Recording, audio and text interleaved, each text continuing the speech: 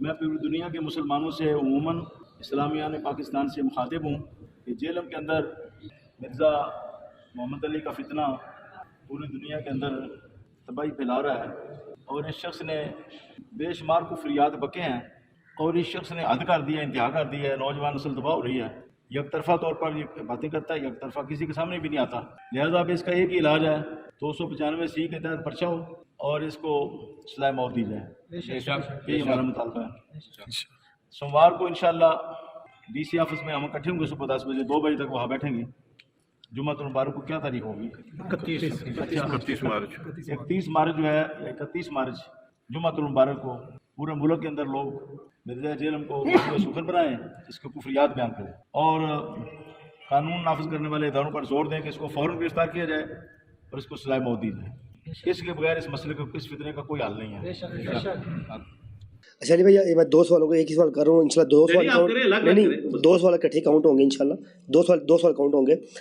آپ کی 2 اسٹیٹمنٹ ہیں جس پہ اہل سنت کے بہت بڑے بڑے پلیٹ فارم پہ آپ کے کفر کے فتوے آئے ہیں۔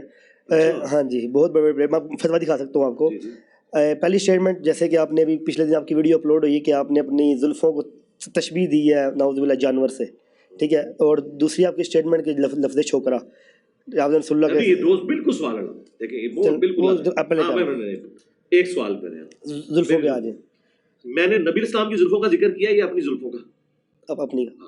اچھا، پہلے تو میں بریلویت کو ان کی زبان میں جواب دیتا ہوں۔ میں تو دیتا ہوں، پتہ تھوڑی دائی ہیں، یہ بڑے فخریہ واقعہ سناتے ہیں کہ ہلاکو خان کی اولاد میں سے پہلا تاتاری جو تھا منگول جو مسلمان ہوا، وہ ایک صوفی بزرگ سے متاثر ہوا، ٹھیک ہے، اور وہ کہتے ہیں متاثر اس طرح ہوا کہ اس نے آ کے ان سے اتنا سخت سوال کیا کہ بتاؤ میرے کتے کی دم بہتر ہے یا تمہاری داڑھی؟ بڑے فخریہ سناتے ہیں، بریلوی نے لائق میرے کو ہے۔ پتہ ہے اس بابے نے کیا کہا؟ اس نے کہا اگر میں اپنے رب کا تابع فرمان ہو کے مر گیا اور جنت میں پہنچ گیا تو میری داڑھی کے بال بہتر ہے، ورنہ تیرے کتے کی دم بہتر ہے۔ تمہارے بابے تو داڑھی کو کتے کی دم سے برا گئے، آؤ نہ داڑھ تلے تھوڑے بابے میں وڈے بابیاں دے نظریات وڈے، آؤ نہ کون انہیں داڑھی نو کتے دی دم تو بھی بد تک کیا۔ تو پتہ ہی معرفت کی بات ہے کہ دیکھو کنی سونی گل کی تھی، لوگ سبحان اللہ کہتے سن۔ اچھا، تو میں نے تو داڑھی کی بات نہیں کی، میں نے زلفوں کی یہ بات نہیں کی ہے، میں نے یہ کہا تھا کہ زلفوں کی حفاظت کرنا ایسا ہے جیسے گھر میں آپ کوئی پالتو جانور رکھے نا، اس کی خدمت کرنی پڑتی ہے۔ تو مجھے بتائیں جب بھینس کوئی گھر میں رکھتا ہے اس کی خدمت نہیں کرنی پڑتی؟ کرنی پڑتی ہے۔ تو یہ لمبے جب آپ بال رکھتے ہیں نا، اس کی خدمت کرنی پڑتی ہے، جوئیں بھی پڑ جاتی ہیں، آپ کو دھونا بھی پڑتا ہے۔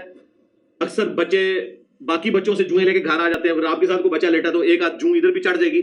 میں نے کہا تھا ان کی کیئر ایک پالتو جانور کی طرح کرنی پڑتی ہے۔ میں نے تو زلفوں کو تشبیہ نہیں دی بلکہ اس اعتبار سے بات کی تھی، تو لہٰذا یہ کہاں سے یہ تشبیہ ہو گئی؟ اور اگر ہو تو پہلے تے اپنے بابے دی خبر لو جہاں تھی واقعہ سنا دے سو، انہیں تے اس تو بھی اگے دی گل کی تھی۔ میں نے تو یہ بات کی نہیں ہے کہ یہ جانور یا نبی الاسلام کی کسی چیز کا ذکر نہیں کیا، یہ بالکل غلط ہے اور جھوٹا الزام ہے، یہ ایسے ہے ہی نہیں ہے، یہ جاہل ہے، علم سے ان کا دور دور تک واسطہ نہیں ہے۔ اب مجھے بتائیں، نبی الاسلام فرما رہے ہیں کہ نماز میں کتے کی طرف بازو نہ بچھاؤ، بخاری مسلم میں حدیث ہے، کونیاں اٹھا کے رکھو، لہٰذا انفی تو اکثر ان کی کونیاں نیچے لگی ہوتی ہیں۔ میں ان کو ساروں کو کہوں تو میں رسول اللہ کتا کہہ کے کہا آؤ نہ داڑھ تھلے، ہاں کتے نال تشبیہ دیتی تو نبی الاسلام جب یہ مثال دیتے تھے اس کا مطلب یہ نہیں ہوتا تھا کہ انسان جو ہے وہ کتے سے بدتر ہے، یہ مطلب نہیں ہوتا تھا، مطلب ہے کہ تشبیہ دی جاتی ہے۔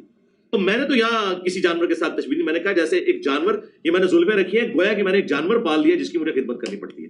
یہ تو بالکل بات بہت ہلکی ہے حدیث میں، اس لیے میں نے کہا تھا میرے خلاف قیامت تک ٹائم دے، مرے سارے فقیر زندہ کر لو، زندہ سارے کٹھے کر لو، آ کے منو اصول اور مبادی کی گل کرو، میں لا کے آتی تھوڑی پڑھانا ہوا ایون پڑھائی ہے نا۔ میں فل بدی اور کئی مثالیں دے سکتا ہوں لیکن ٹائم زیادہ ہے، جتنی چترول کروا لی ہے نا آپ نے ان کی اتنی کافی ہے۔ نہیں ویسے تو اگر آپ کہہ رہے ہیں کہ آپ رسول اللہ کتے ہیں تو ان کے لیے فخریہ بات، وہ تو کہتے ہیں نا ہم تو رسول اللہ کتے ہیں۔ آپ اس طرح مجھے اگر لے کے جائیں گے نا تو میں ان کو کہوں گا کہ رسول اللہ کے اگر کتے ہونا تو مسلم شریف میں حدیث ہے نبی علیہ السلام کی چرپائی کے نیچے ایک دفعہ چھوٹا سا کتے کا بچہ چلا گیا تو حضرت جبرائیل حضور کے گھر میں داخل نہیں، اور کہا یا رسول اللہ مدینے کے کتے نو سگے مدینہ نو باہر کڈو، کیونکہ ہم اس گھر میں داخل نہیں ہوتے جہاں پہ کتے ہوں۔ جہاں اوریجنل مدینے کا کتا حضور کی چرپائی کے نیچے گیا نا، حضرت جبرائیل نے حضور کو ملنے سے انکار کر دیا، اور مسلم کے الفاظ ہیں کہ جبرائیل تم نے وعدہ کیا تھا کیوں نہیں آئے؟ انہوں نے کہا اس وجہ سے نہیں آئے، اس کو نکالیں یہاں سے۔ تو یہ آپ کے سارے مولوی سارے بزرگ جو کتے بنے ہوئے ہیں یہ حضور کے گھر بیٹھنے کے اہل ہی نہیں ہے، ورنہ حضرت جبرائیل نے وہاں نہیں آنا۔ کیا کرو گے؟ اچھا مثالہ دے رہے کہ جی حضرت علی بھی تو اللہ کے شعر ہے، بھائی یہ تو حدیث سے ثابت ہوا نا. اور دوسرا شیر کی مثال دی گئی حضرت حمزہ کے لیے, نبی علیہ السلام نے دی نا. کتے کی مثال کہاں دی گئی ہے اس حوالے سے کہ وہ ایک چونکہ لائل جانور ہے لہذا لوگ ان کی طرف چیز منسوخ. آج تک کسی صحابی نے دوسرے کو کہا کہ تو نبی علیہ السلام کے ساتھ اس طرح ہی مخلص ہے جس طرح ایک کتا اپنے مالک کے ساتھ ہوتا ہے, تو نبی کا کتا ہے. لیکن شیر کی مثال دی گئی. اور اس سے اگلی بات, آپ کے بیٹے کو اگر کوئی کہہ دے شیر کا پتر تو آپ فخر دے, اور کہہ دے کتے کا پتر, تو تجھے کہنا ہاں مدینے کے کتے کا پتر, سن لو گے؟ یہ تو عربی کی فضول باتیں کرتے ہیں. زید کل اسد عربی کی مثالیں بھی چھوٹ رہا کہ تو شیر کی طرح بہادر ہے.